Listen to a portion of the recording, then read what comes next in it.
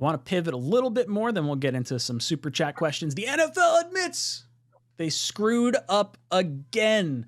Another time the Jets should have gotten a roughing the passer call, and it did not go their way. No call. The player wound up getting fined. Do you remember who it was that had the hit on Wilson? I'm drawing a blank off the top of my head right now. Either way, second time this year this has happened. Second time in a row. Yeah, I'm. Was it Barnett? I don't know why that name is jumping out to me. I don't know. I don't remember off the top of my head, but Barnett for some reason was jumping out. I'm sure the chat will correct us. But I mean, are we surprised they haven't gotten a roughing the passer call since Joe Namath was under center, which is a long time now? So it feels like it. We're up. I think we're at like 660 days. I think it was December 19th, 2021. 21. It was against the Dolphins in Wilson's rookie year. And it was a very, very, very late hit, too. Someone clipped it recently and put it on Twitter. And it was like, ball out. Guy took 1 step, 2-step push. And they're like, fine, I guess we'll throw the flag. But like, I guess we got to do it. It was probably the only one he got all season. I don't remember, but probably. It wouldn't shock me. So what do you think? How do we solve this? How do you fix the ref problem? Is it a sky ref? Is it full-time refs? Is it, what's the answer? All the above.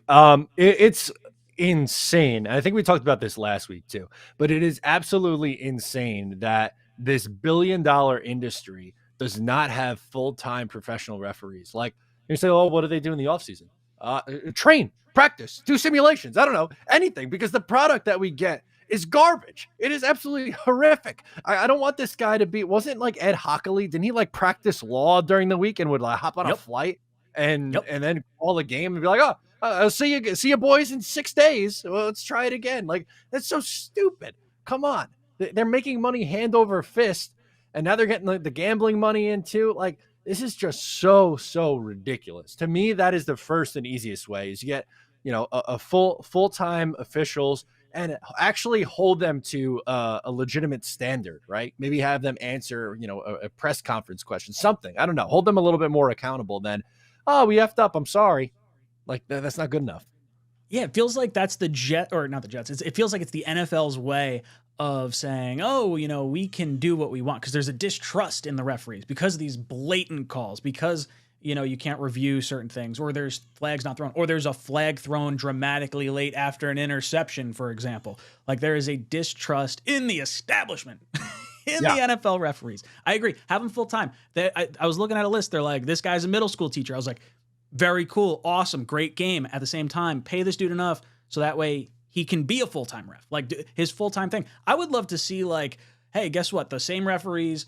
I guess it's different rules, so you probably can't do it. But I would be like, oh, referees for college, referees for pros, referees for spring league. Perfect. You guys got a whole bunch of refereing you could do throughout the entire year. But, like, I don't want them to screw up and be like, oh, that's 1 foot in, it's good. And then be like, no. Shot myself in the foot. They make too much money for that to even be a concern. It doesn't matter. Even if you have 6 months off, I don't care. Just as long as you are getting the calls right in the 6 months we need you. That's all that matters. Dude, I want to see, like, the Sky Ref or whatever. Like, you don't have to do this whole dog and pony show with challenging plays. There's a guy sitting in New York that could be like, yeah, no, you're good. It's a fumble. It's clearly a fumble. I can see it. Don't waste the time. Then you can challenge penalties. And it's not as, like, prohibitive. It's not like you're slowing the game down immensely at that point. Yeah, there's got to be a better way, right? Like, it just feels so...